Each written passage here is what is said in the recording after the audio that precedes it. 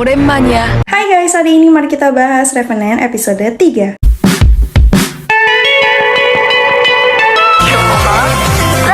Di episode 3 ini, detektif mendapatkan kasus mahasiswa bunuh diri, tapi sebenarnya mereka tidak bunuh diri, melainkan dibunuh. Pada saat penyelidikan, detektif menemukan sesuatu yang mencurigakan kalau di ketiga korban ini mereka memiliki ikan semua dan ikan mereka jenisnya sama. 이상하지 않아? Detektif Fongsi menemukan bahwa semua korban sebelum meninggal mendengar suara yang sama, yaitu suara sepatu hak tinggi. Sementara itu, Sanyong dan Profesor sedang menyelidiki asal-usul mengenai aksesoris rambut merah pembawa petaka. 장진이가 맞아. Nah, di sini mereka akhirnya tahu kalau pohon keramat itu dahulu dibuat untuk orang-orang gantung diri. 자잘나무라고도 했어. Namun, pohon keramat sudah lama ditebang. Saat mereka bertanya mengenai aksesoris rambut merah, sang kakek tidak ingat, tapi saat Sanyong bertanya mengenai ayahnya, sang kakek mengingat wajahnya, tapi dia tidak dekat dengannya. Namun, adiknya lah yang dekat dengan ayah Sanyong. Sehingga di sini mereka mulai mencari tahu mengenai keberadaan putri adiknya. Namun sayangnya, orang yang sedang mereka cari telah menghilang. Di sisi lain, saat Profesor dan Sanyong tiba di asrama tempat tinggal Lee Taeyong, Profesor lagi-lagi melihat sesuatu, dan saat Sanyong memeriksanya dengan cerminnya, ternyata mereka melihat 3 orang gantung diri. 3층이에요. Setelah melihat bayangan tersebut, mereka pun langsung pergi mencari Lee Taeyong, namun sayangnya dia sudah hilang. Dan disinilah mereka berdua akhirnya bertemu dengan detektif yang menangani kasus mahasiswa bunuh diri ini. Profesor memberitahu detektif kalau dia melihat 3 orang tewas gantung diri, dan ini adalah perbuatan hantu bunuh diri, tapi detektif tidak percaya dengan ucapannya. Sementara itu, Sanyong mendengarkan pembicaraan detektif Fongsi, sehingga dia mendapatkan informasi kalau Lee Taeyong telah menghilang. 씨를 찾고 있었어요. Di esok hari, Gu Sanyong mulai mencari keberadaan Lee Taeyong. Namun dalam pencariannya ini, Sanyong mendapatkan ikan yang menyebabkan 3 korban tewas sebelumnya. Sementara itu, Profesor mendapatkan petunjuk kalau bayangan pohon yang dia lihat adalah pohon keramat gantung diri. Sehingga Profesor meminta detektif untuk segera menemukannya. Di sisi lain, disinilah Sanyong akhirnya tahu kalau Lee Taeyong sebenarnya punya hutang. Nah, pada saat Sanyong akan pergi dari toko ikan tersebut, dia melihat bayangan hantu gantung diri lagi di dalam toko tersebut. Namun tak lama kemudian Sanyong ketahuan, sehingga pemilik toko marah kepadanya. Tapi Sanyong berhasil kabur, dan setelah itu dia memberitahu Profesor kalau Lee Taeyong punya hutang dan sekarang paman buyut dalam bahaya. Sehingga dari sinilah Profesor langsung pergi mencarinya. Dalam penyelamatan kali ini, Profesor mendengar ketukan pintu, dan saat dia membukanya tidak ada siapa-siapa. Tapi tak lama kemudian dia berhasil menemukan Lee Taeyong. Tapi gawat karena sebelumnya Taeyong merobek foto pohon keramat dan membuangnya di dalam akuarium yang berisi ikan. Sementara itu, Sanyong juga mendapatkan ikan tersebut, sehingga karena ikan inilah hantu dalam diri Sanyong pun bangkit dan membalas dendam pada pemilik toko.